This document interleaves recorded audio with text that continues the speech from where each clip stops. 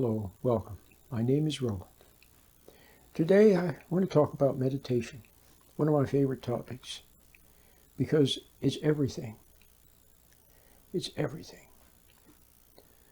Because right now, if you're like the average person, you are in a state of mind, a state of being, a state of awareness, a state of consciousness that is 100% or 180 degrees diametrically opposed to the state that you should be in. The state that you should be in is a state where you can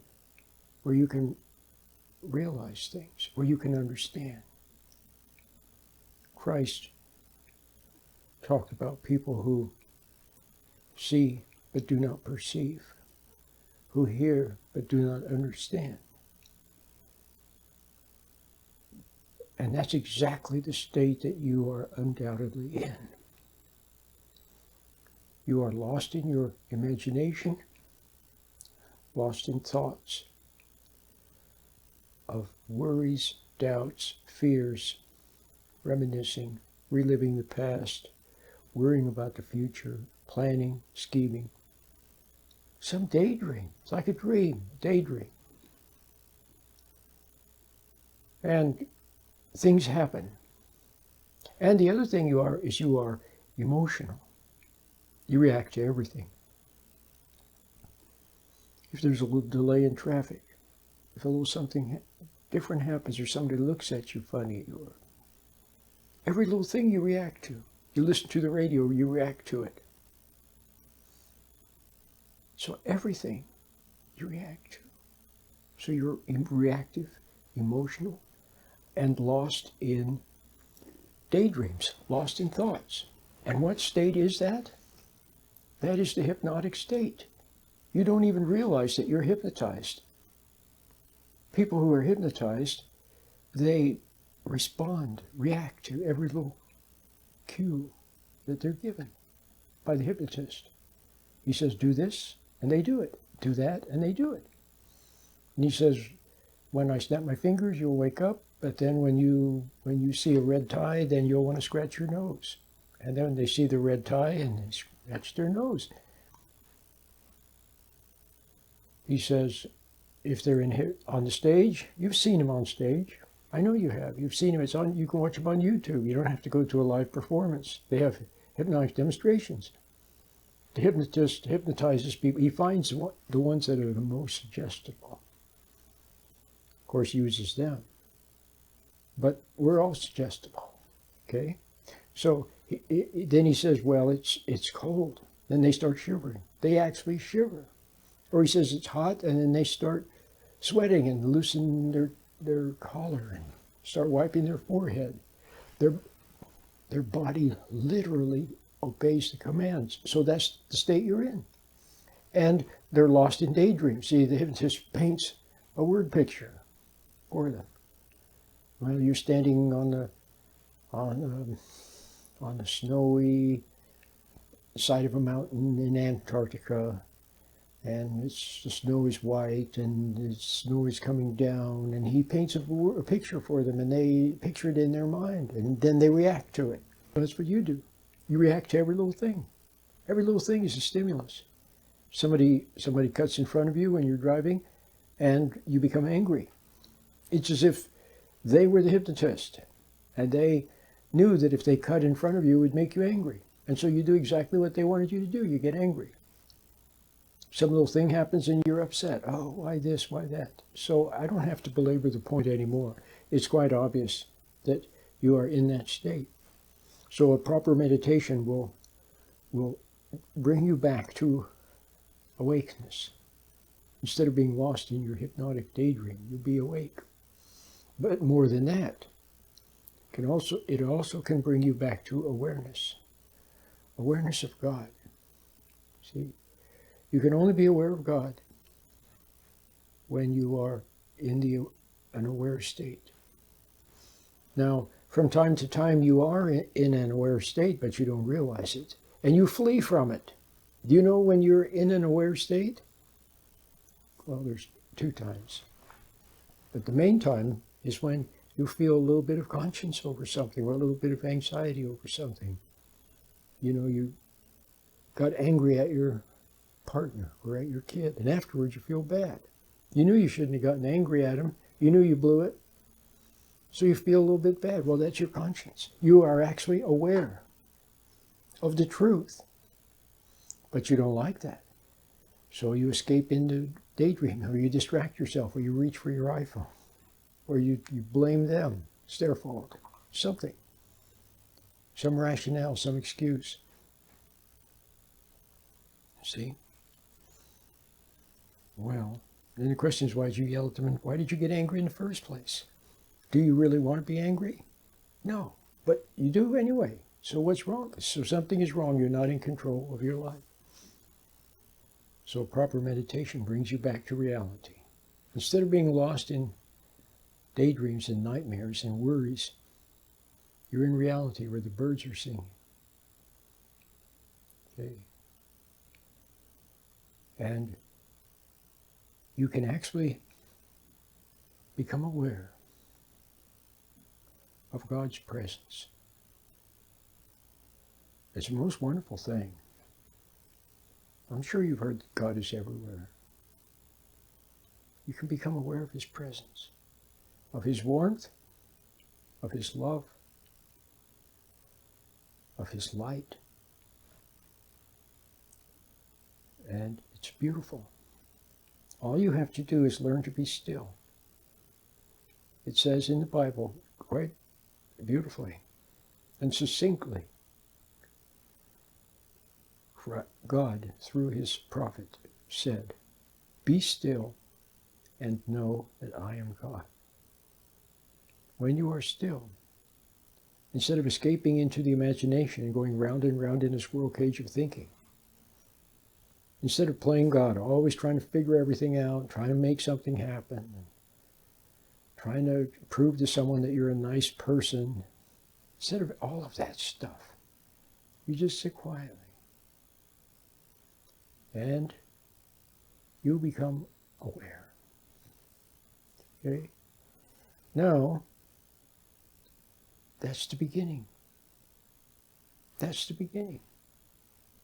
And from there, the adventure begins. A wonderful adventure. Back to God. To travel through His great universe. It's something like Star Trek. To visit new worlds and discover wonderful things. That's what it was meant to be for Adam.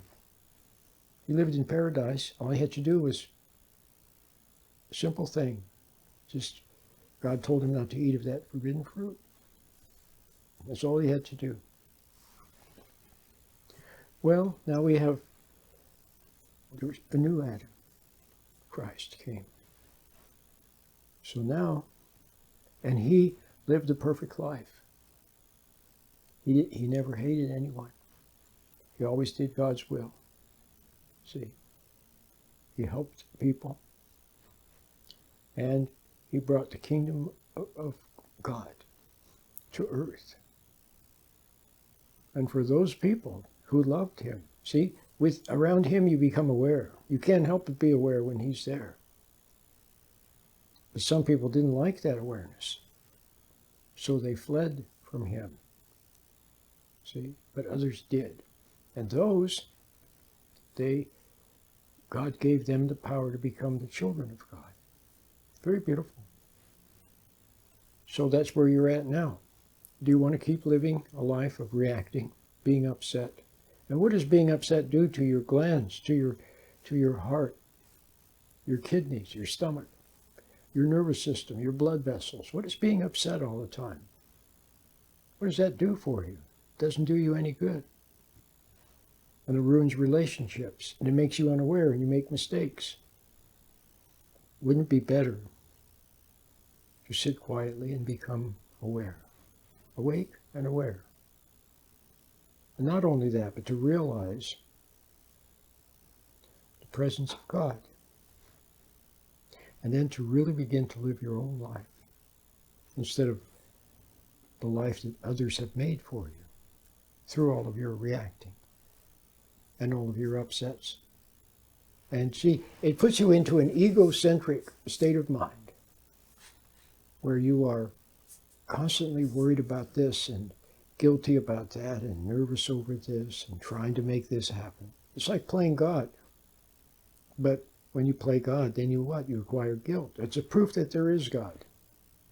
That's proof that God exists. If you play God, then you start to feel guilty. You manipulate your kids and things don't work out. You begin to worry about them because you know that you haven't let them grow properly. You've been manipulating everything. So see? So, and how about all your grudges? Why are you hanging on to those grudges against people? Something they said or did 10 years ago, 20 years ago, 30 years ago. Doesn't make any sense. Let it go. Let it go. Start living your own life. Now, it takes a tiny bit of courage because your ego doesn't want to face reality. That's what you've been running from your whole life. You didn't want to see that you were out of control, that you were a mess, and when you did see it, well, then you blamed others. Or you tried to find a way not to see it, or you smoked marijuana, or drank alcohol, or you did something. Now, just see the truth and be grateful. Grateful that you can realize truth. Live in God's beautiful present, in the present, in God's presence. So that's what a proper meditation will help you to start doing. So what's necessary? Well, what's necessary is you have to have an attitude where you want to know the truth. I mean, you really and truly do. If you don't, then it won't work. And then when you start to see the truth, the first truths you're going to see are about your own wrong. You'll see your resentments and your hostilities and the secret games you play of judging people and feeling guilty and being extra nice to them and all of that stuff. You'll have to see it and realize that it's not good. See, so the ego has to be humbled. But if you can do that and admit the truth instead of hanging on to your pride, if you're impatient with your child, instead of blaming them or trying to push it under the rug and pretend nothing happened, or instead of making some excuse, well, I'm just tired or I had a bad day, just honestly say, I'm sorry. I was impatient. That was wrong. I'm sorry. Just say it. Simple. And don't look for anything from them. Don't want anything from them. Just clear the air. If you can do that, see, then the meditation will work for you. It's just a very simple little technique that helps you to do exactly what I've just been saying. To become still and find the presence of God and begin to realize things and see things and know things, and also to experience His love, His warmth, His grace. See, it's always there. God's grace is always there. His love is there. His warmth is there. His kindness is there. His truth is there. His justice, it's all there. All you have to do is, and His forgiveness is there. All you have to do is grasp it. The ego doesn't want to grasp it. The ego wants to hang on to something.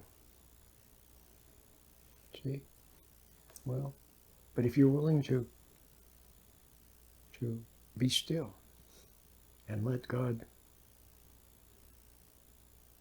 show you some things that you know anyway, deep down in your heart, you know you've been impatient and hateful underneath, and you know you've been phony with people, and you know all of that. Just admit it quietly. See? Then you can become a friend of God, a friend of conscience. The truth becomes your friend. Then you can realize many wonderful things that God will show you. See? You'll realize them wordlessly. You won't have to read books and study. You'll just realize, my name is Rome.